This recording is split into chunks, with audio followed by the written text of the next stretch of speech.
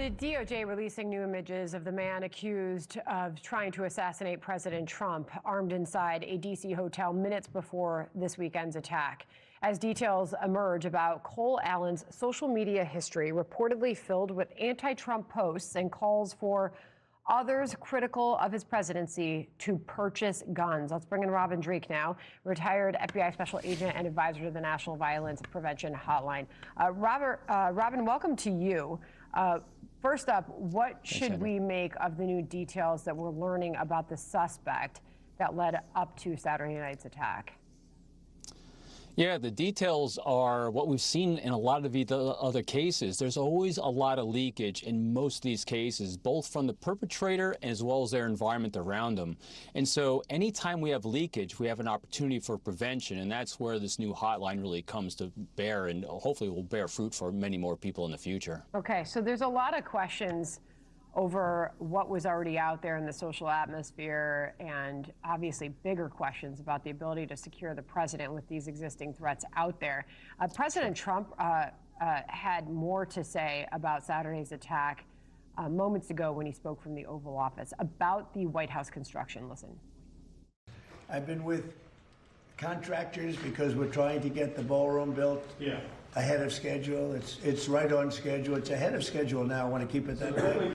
Because there are many who believe that the President of the United States should have a more secure room to host such an event rather than going to such a public venue like a Hilton in Washington. Yeah, and unfortunately, it's a truth of the situation in life that we're living in right now.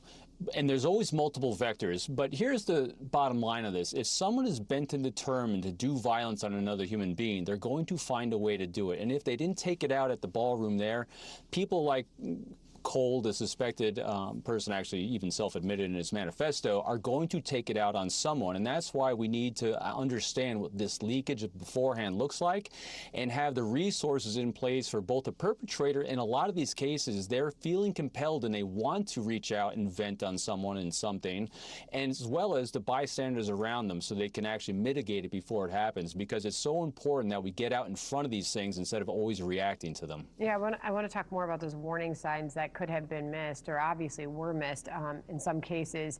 But first, we had Senator Fetterman on at the top of the last hour, and he weighed in on the severity of the White House shooting, and he said this shouldn't be political, wanting to construct a room for the president to host an event like this. Listen. We seem to forget the president took a bullet to the head, in my state just recently. Thank God, he was okay. The difference between that and what happened to Kennedy was about half an inch overall. So why can't we just agree, do the right thing?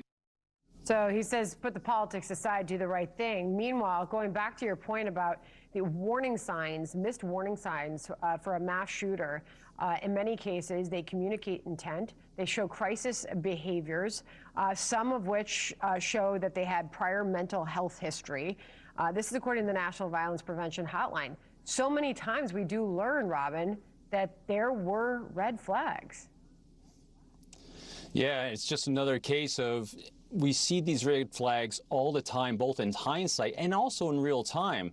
And many times people don't know who to reach out to. They're not quite sure, or they're afraid to reach out directly to law enforcement because we have such a fear that we're going to overreact and we're going to be judged for that overreaction. That's why this hotline is very unique and very different in the fact that it's a place for anyone to call and bounce that idea off of. It's not going directly to law enforcement, but they will repeat it to law enforcement. It's really an enhancer for what people are fearing might happen, because a lot of these times we are seeing these things in real time. And to the benefit of this family around Cole Allen, as soon as they got that manifesto, they did call into law enforcement, but it could have happened even faster. Robin, appreciate you joining us today. Thank you.